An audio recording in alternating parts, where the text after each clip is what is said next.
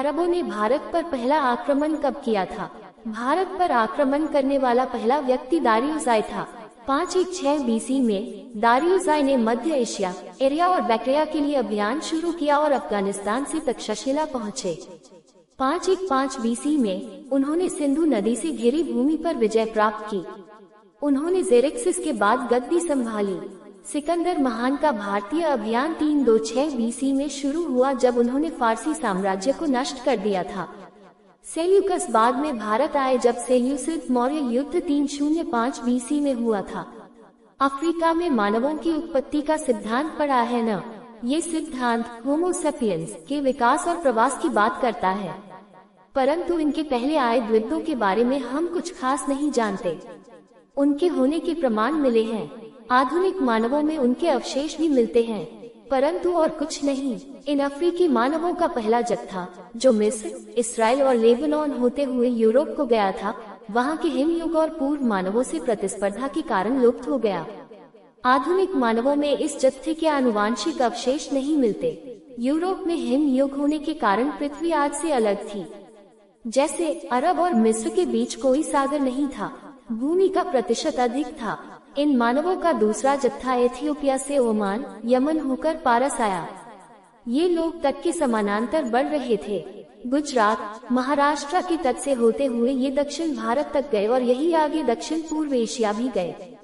इन मानवों के कुछ कबीलों ने भविष्य में मध्य एशिया होते हुए यूरोप में प्रवेश किया और नियंदरथल मानवों को हराया। पुनः चीन की तट रेखा के साथ ही साइबेरिया भी पहुँचे। जल स्तर बने से पहले अमेरिका को भी इन लोगों ने बसाया। इस समय द्वीपीय प्रजातियां विश्व भर में थीं।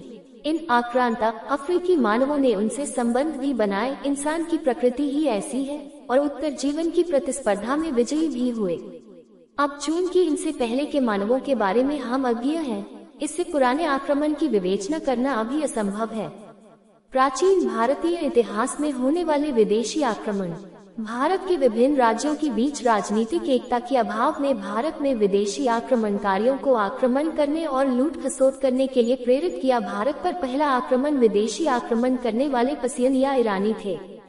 भारत पर ईरानियों का आक्रमण। साइरस द्वितीय ने हखामनी वंश या अजमीर साम्राज्य की स्थापना किया, जिसकी राजधानी पर्सिपोलिस थी। साइरस द्वितीय 559 से 530 बीसी तक शासन किया।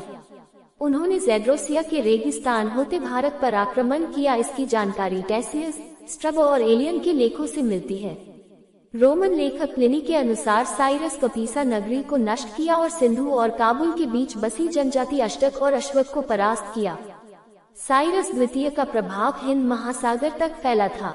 साइरस द्वितीय हिंदू कुश पर्वत तथा काबुल घाटी के जनजातियों को भी परास्त किया और 530 ईसा पूर्व कैस्पियन क्षेत्र में दरबाइक जनजाति से लड़ते हुए मारा गया। साइरस द्वितीय के मृत्यु के बाद पुत्र कैम्ब्रिज द्वितीय शासक बना। ये 530 से 522 ईसा पूर्व तक शासन किया। आंतरिक कलह के कारण भारत पर ध्यान न दे सका। 522 बीसी में मृत्यु के बाद दारा प्रथम या डेरियस प्रथम या दराया बहु 522 से 486 बीसी तक शासन किया। दारा प्रथम को विश्व अभिलेखों का जनक माना जाता है। इनके 3 अभिलेख बेहिस्तुन, पर्सिपोलिस, नक्श रुस्तम अभिलेख से भारत विजन की जानकारी मिलती है। बेहिस्तुन अभिलेख से पता चलता है कि इसके साम्राज्य में 23 प्रांत थे। इनमें हिंद, सतगु और सप्त सिंधु क्षेत्र दारा प्रथम का 20वां प्रांत था। दारा प्रथम के संपूर्ण राजस्व का 1/3 भाग 20वां प्रांत से प्राप्त होता था। 517 ईसा पूर्व में दारा प्रथम ने अपनी सेना अध्यक्ष स्काइलैक्स को समुद्री मार्ग की खोज हेतु में भेजा। इसके जहाजी बेड़ाकों को सिंधु क्षेत्र तक भेजा, परंतु ये हिंद महासागर तक जा पहुंचा। विश्व में समुद्री मार्ग का खोज सर्वप्रथम स्काइलैक्स ने किया। दारा प्रथम के समय पारसी संप्रदाय अपने चरमोत्कर्ष पर था। 486 ईसा पूर्व दारा प्रथम का देहांत हो गया। पुत्र जराक्सिद शासक बना।